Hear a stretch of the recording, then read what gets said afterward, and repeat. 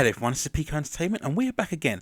I'm going to talk football now and review the second FA Cup semi-final between Manchester United and Chelsea.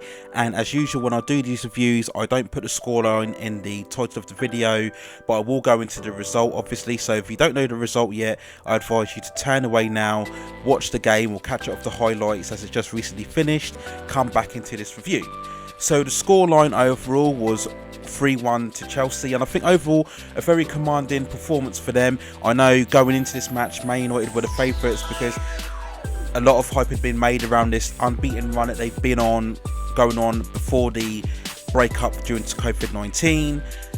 And the fact that Chelsea had had a few dodgy results in the last couple of games in the league, so everybody was picking Man United to really get the result on here. But no, Chelsea did very well. They pressed them, they limited United very much in terms of possession, and United really didn't have a lot of chances or a lot of attacking open play. They were very scarce in terms of the actual openings that they created, but it was a very steady first half overall. Chelsea kind of had a stranglehold, especially in the midfield, but it wasn't exactly an end-to-end football match. And then we had the first big incident, of course, when Eric Bailly had an unfortunate clash of heads with Maguire, and yeah, he had to go off injured, and that put on a lot of injury time. And yeah, just unlucky again for Bailly. He's only recently just come back and he suffers that injury yet again. I've always rated him very hard. I think he's got a lot of potential. He's actually a defender I'd actually have at Arsenal if it was down to me, but that's a debate for another day. So unfortunately he had that injury, and then we had extended time, of course, because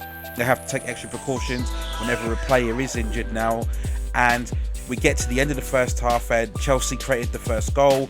They worked it well down the wing on here and they crossed it in, and Giroud came stealing in the middle, typical centre forwards goal at the centre on there. 1-0 to Chelsea, putting them in good stead going on into the first half.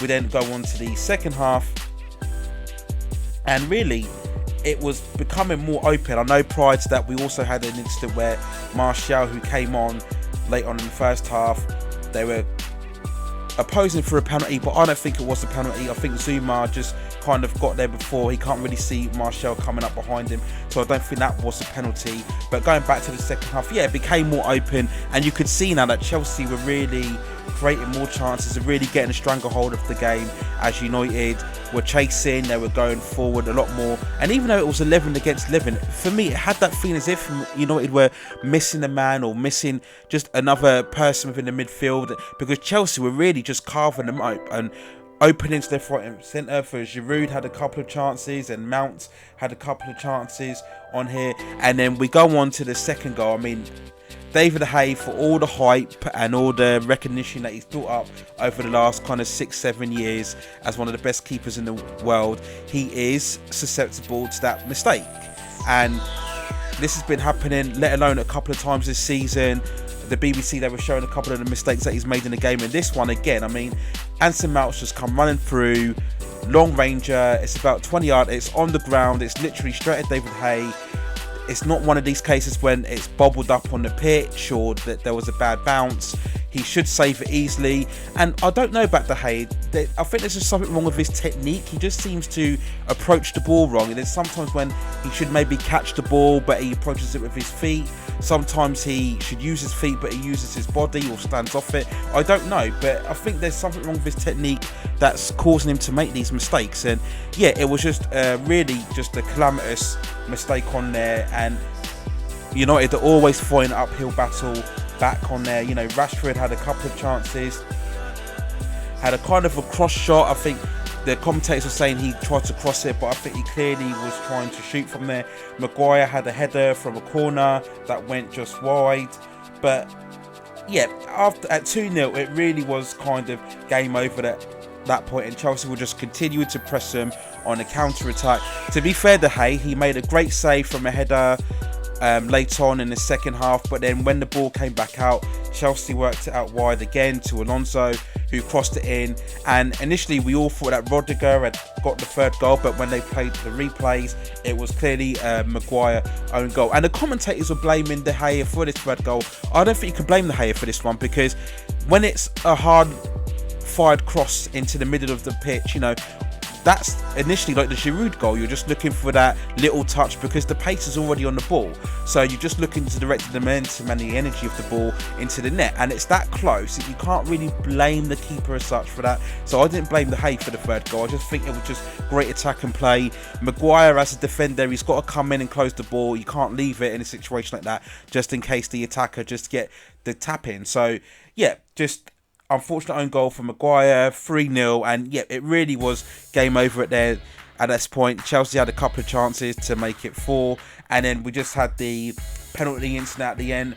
Hudson-Odoi fouling Martial. It is a penalty. There's no kind of debate about it. Unnecessary challenge, but yeah, just puts his foot in and sends Martial over.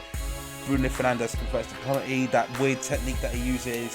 Okay, it's one of those where he scores right now, but you know one day he's going to miss. You know, he takes an extra jump and he puts it in the corner, but you can't really direct any momentum when you pause in your run-up. But yep, he scores again, and I think this is now the first time he's been in the loss against United. Again, another thing they were overhyping with the fact that every time Bruno Fernandes played, United didn't lose. So, and you have to remember, they haven't really played any high caliber opposition in this massive unbeaten run that they've gone on. So yep, overall 3-1, well done to Chelsea, good for performance. And of course, a vested interest in this now, because from an Arsenal perspective, it of course means we meet Chelsea again. We did beat them in the most recent final that we played against them, and yet both teams are very much synonymous with this tournament. You know, they've won it multiple times. What's it? It's been 6 tournaments apiece in the last 20 years, I think they stated on here.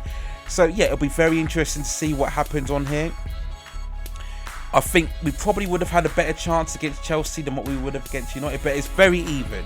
Very even. I mean, you could argue that maybe Chelsea have the better quality players on paper, but they're two very young teams from, of course, two very inexperienced managers. So it's going to be very interesting to see what happens here.